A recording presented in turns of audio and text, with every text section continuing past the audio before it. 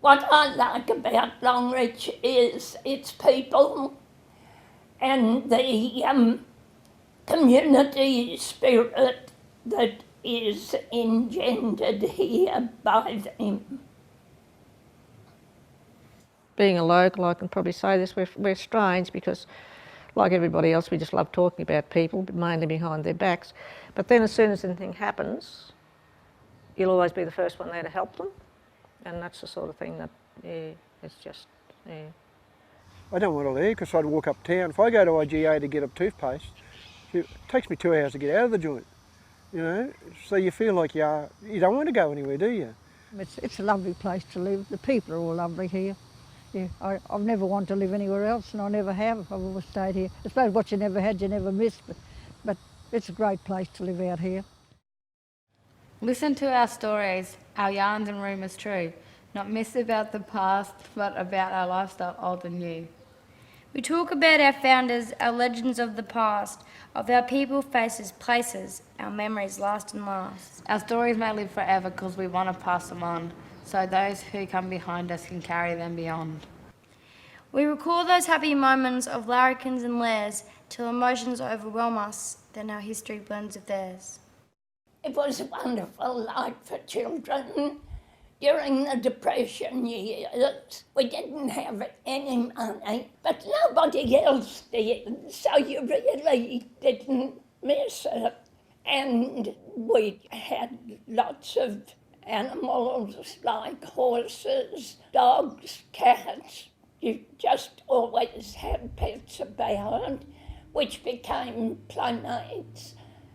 Dad had cows he used to milk every day, and he had a big garden there, and he had really an orchard of fruit and everything. I know you all tried to grow things that couldn't afford to buy them, you know, you had to. But he had a green thumb. I didn't inherit his green thumb, I've got a brown one. Anything I plant and I put that last bit of dirt on, it just dies. Mum and Dad up in their truck and came out here and lived in a tent for 12 months, and we stayed down there and went to school. And in those days, of course, there was no bitumen or anything around. It was a pretty long haul to go down and see us kids every holiday, so we only saw Mum and Dad probably every Christmas. We had a scratchy little radio that you had to have a car battery to operate, and some stations you had trouble getting, so everybody's here would be in the radio. But I started work on the day I turned 14 years of age.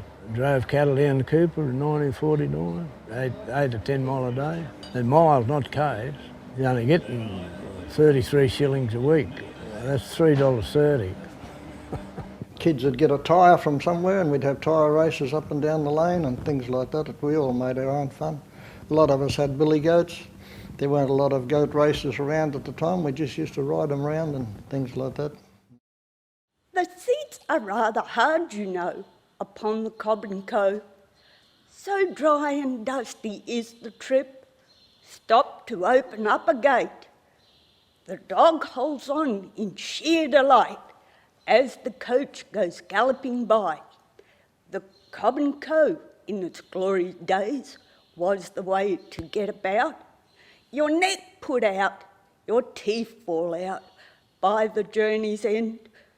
Just remember one special thing, your neck and teeth can go back in. Well, g'day. Just checking the time. Wouldn't want to miss the coach. It's a long walk out to Winton.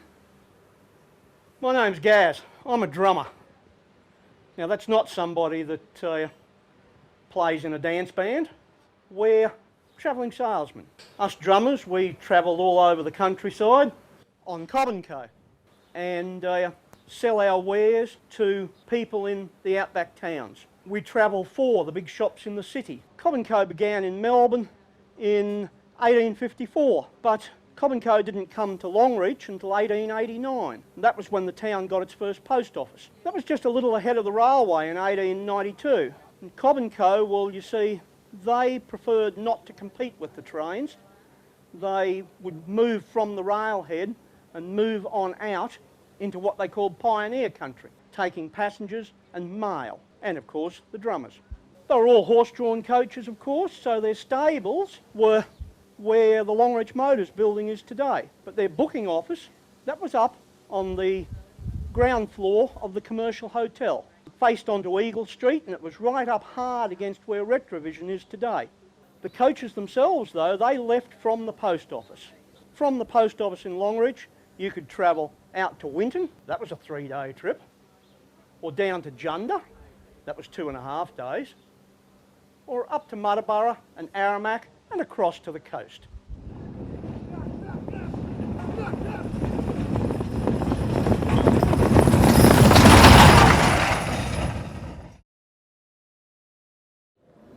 These are the men with the suntan faces and the keen far-sighted eyes, the men of the open spaces and the land where the mirage lies, the men who have learnt to master the forces of fire and drought and the demon flood's disaster in the fields of the furthest out, the men who have stood together and shared in a fight with fate and known the strength of the tether that holds a mate to his mates, who ride with a gallant bearing where every saddle's a throne, and each is an emperor sharing an empire enough for his own. They are strangers to airs and graces, and scornful of power and pride, the men of the open spaces who rule the world when they ride. In those days, all the shearers went out with the shearing contractor's truck, and they'd sit in the back, and it was Friday afternoon, they all come to town, so he says, "Hey fellas, get out of my seat, I want to sit in the seat." "Ah, go and jump in the lake, you're too late, you sit on the back part. If you don't get out of that seat, I'm going to throw my mate up in there." "Ah, jump in the..." So he got this big old brown snake. He used to sew their mouths up with copper wire, and he threw it in the back. So all these fellas flew out over the side. So he got his seat. But my mother was bitten by a snake about 6 weeks before I was born, so I'm reliably informed. One of the children was very small. He convulsed in the middle of the night. We had an exchange at the railway line in those days which our phone went through. It wasn't really legally open at night, but my husband rang and the man thought, that's trouble, so he answered and put us on to the doctor who gave us advice. Then we headed for town with the child, who survived. She told me she'd been in the outside toilet, which was only what anybody had then, a pit toilet, and she said she felt something bite her, and she went up and she said to my father, "Oh, I think a cockroach bit me," because we used to get those horrible cockroaches in the toilet. Didn't matter how clean you kept it, they were still there. And he looked at it and he said, "Oh no, that's a snake bite." I can remember, I think he may have put a tourniquet on it, and he said, "I'll have to lance it." So he had a cutthroat razor. Do you know what a cutthroat razor is? Sure. And he just put the 2 cuts in there for it to bleed. I think it was sort of at night, toward night, and I think she may have come to town the next day. I reckon he one day tied one of them to the pull-in cord on the shearer's down gear, and the shearer, of course, they normally just go along and look at it, and they pull the gear and pick the handpiece off. He just go whack, and the snake wraps around his wrist.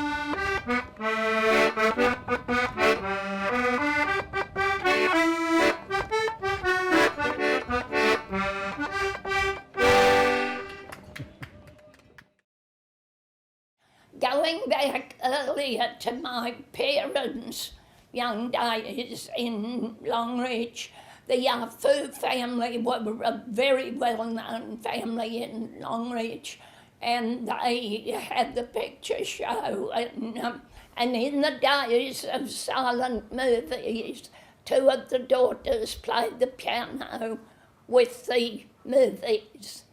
And they also had a wonderful dance band. Then at 16 I left school and I went to work at the theatre. 30 shillings a week it was, and you worked 6 days a week. Even on Saturday you worked up till about 2 o'clock, And then 4 nights they had the picture show. You used to do the ticket box at night for a couple of hours a night, all for 30 shillings a week. 1 shilling was just 10 cents for adults and sixpence, 5 cents for children to go in, and the place would be packed out, you know. We used to show 6 nights a week, because that's where a lot of the courting started, there at the pictures.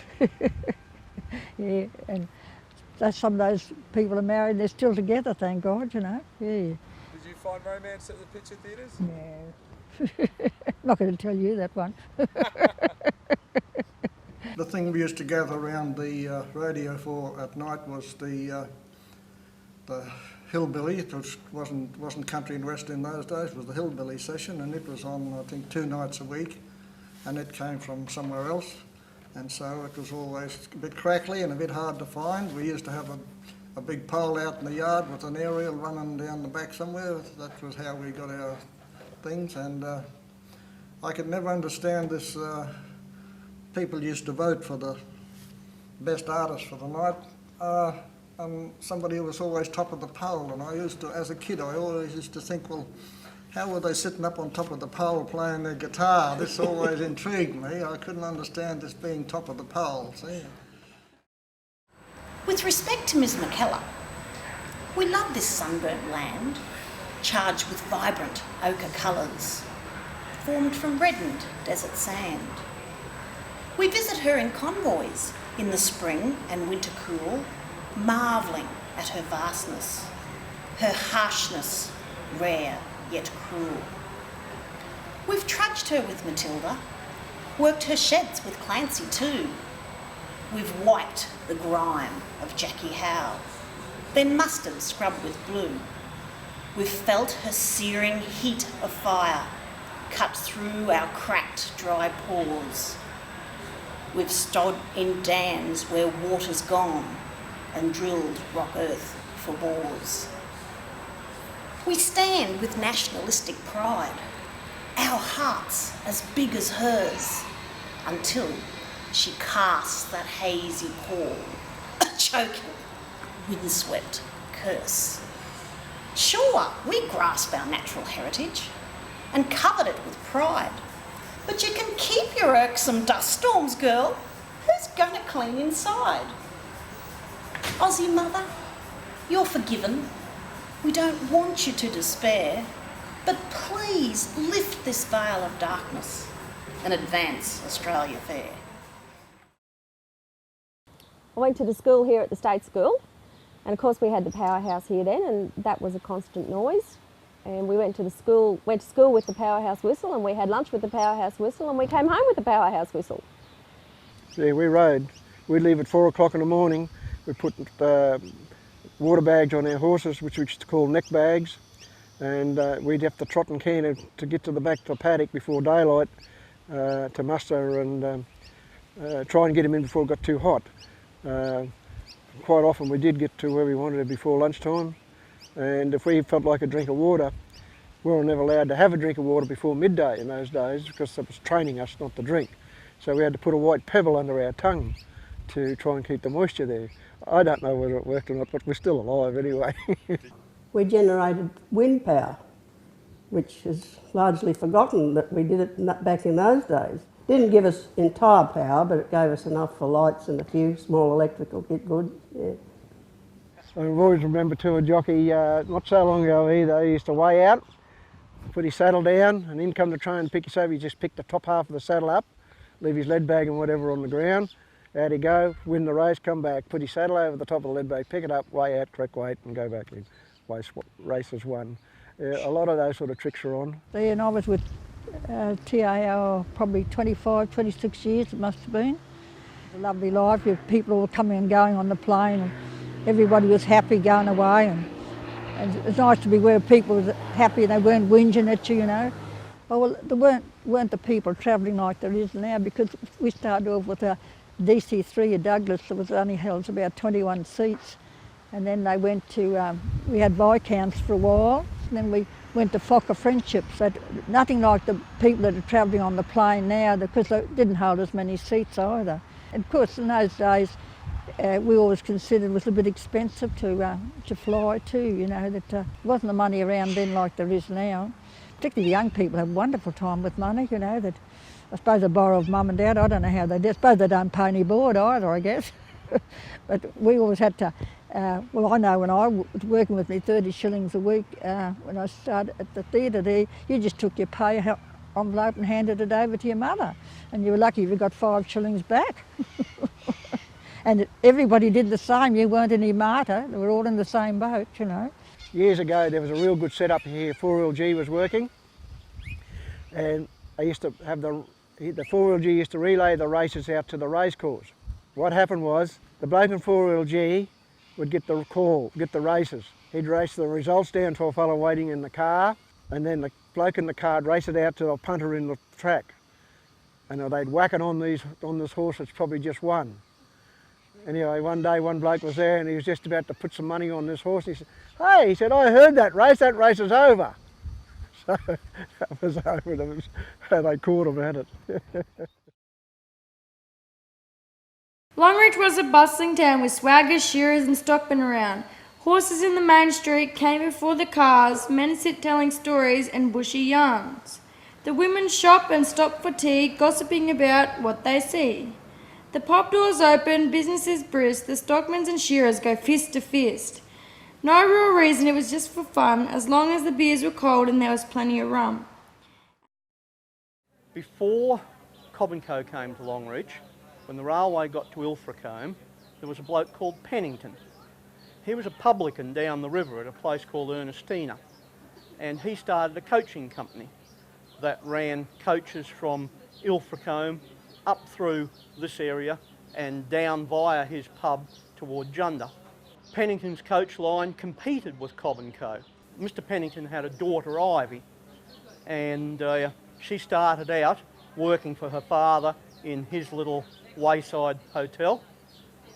Eventually came up to Longreach and became a chambermaid and then a barmaid in the Imperial Hotel, which was the huge, great 3-storey hotel that used to be in the middle of Longreach. From there bought her own little pub out over the river and married, and her married name was McNally, and that got her into the Welcome Home Hotel in Longreach. When she took on the licence of the Welcome Home in 1922, she was the youngest female publican in the country.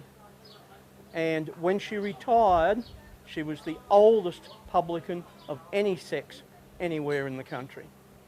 Quite a few other pubs which I can relate to, and the Imperial, which was at where the Merino Bakery is now, I can remember staying at that pub.